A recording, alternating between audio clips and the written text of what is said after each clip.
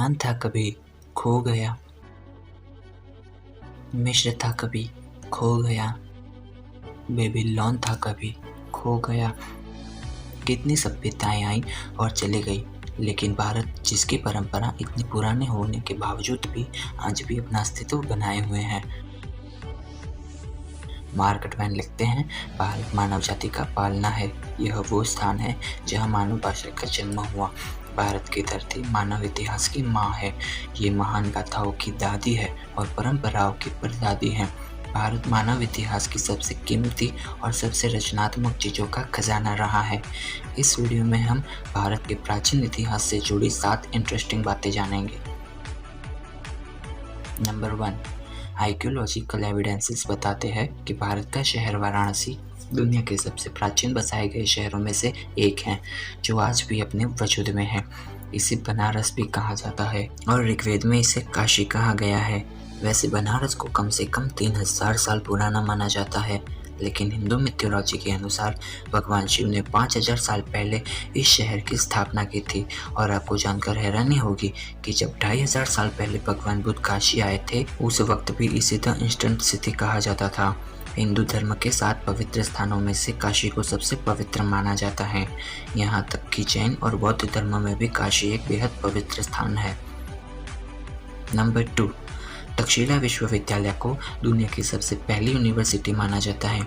इसको ईसा से 700 साल पहले प्राचीन भारत के तक्षशिला में स्थापित किया गया था। आजकल ये जगह पाकिस्तान में मौजूद है। तक्षशिला में विश्व भर के 10,500 से भी ज़्यादा स्टूडेंट पढ़ा करते थे। Science, math, medicine, politics, astrology, astronomy, music, religion और फिलोसॉफी जैसे 60 से भी ज़्यादा विषय पढ़ाए जाते थे। अलग अलग विषयों के स्कॉलर्स ने अपने अपने आश्रम यहाँ बना रखे थे। हमारे मशहूर इकोनॉमिस्ट और फिलोसोफर विष्णुगुप्त चाणक्य तक्षशिला में आचार्य थे। चाइनीज ट्रैवलर फाहियान जब 5वीं सदी की शुरुआत में भारत आए थे, तो उन्होंने तक्षशिला में भी विजिट किया था। अपनी राइटिंग्स में उन्होंने तक्षशिला का जिक्र भी किया है। 7वीं सदी ईसा पूर्व से लेकर 5वीं सदी तक भारत का ये महान विश्वविद्यालय अच्छी तरह फला फूला। 6ठी सदी आते आते विदेशी हमलावरों ने तक्षशिला को पूरी तरह से नष्ट कर दिया।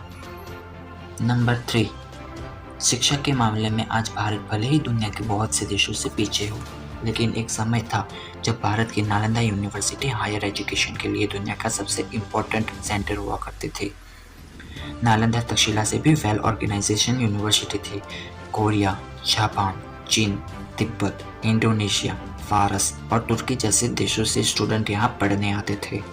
नालंदा यूनिवर्सिटी का एंट्रेंस एग्जाम बेहद मुश्किल होता था। चुनिंदा प्रतिभाशाली स्टूडेंट ही प्रवेश पा सकते थे। नालंदा के बारे में आज हमें जो ज़्यादा जानकारी मिलती है वो फेमस चाइनीज ट्रैवलर युएनसांग और इत्सिंग के राइटिंग से मिलती है, जो 7वीं सेंचुरी में यहाँ आए थे। युएनसांग ने अपनी भारत यात्रा के 2 साल नालंदा में बिताए थे। शुरुआत में वो एज ए स्टूडेंट यहाँ रहे, फिर बाद में उन्होंने यहाँ पढ़ाया भी। युएनसांग लिखते हैं कि जब वो नालंदा आए थे, उस वक्त वहाँ 10,000 स्टूडेंट्स थे और 1510 आचार्य थे। ये अनुमान लगाया जाता है कि एक समय हमारे ग्रेट मैथमेटिशियन आर्यभट्ट नालंदा के हेड थे। नालंदा में हजारों स्टूडेंट्स और स्कॉलर्स के अध्ययन के लिए विशाल लाइब्रेरी भी थी। इस लाइब्रेरी में 3 लाख से भी ज़्यादा किताबें थी।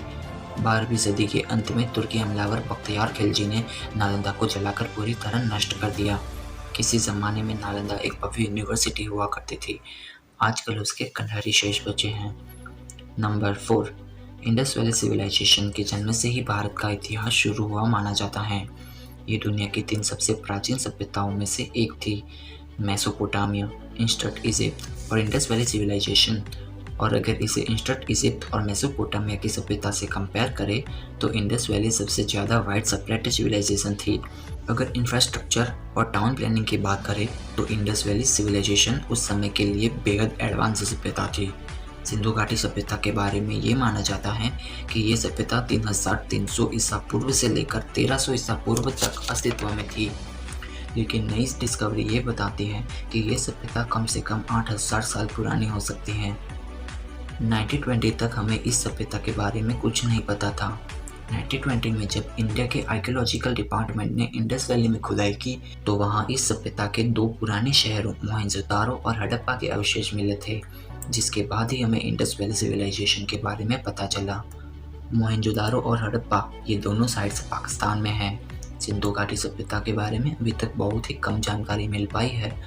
नेक्स्ट 3 सब्जेक्ट अब हम अगले वीडियो में देखेंगे।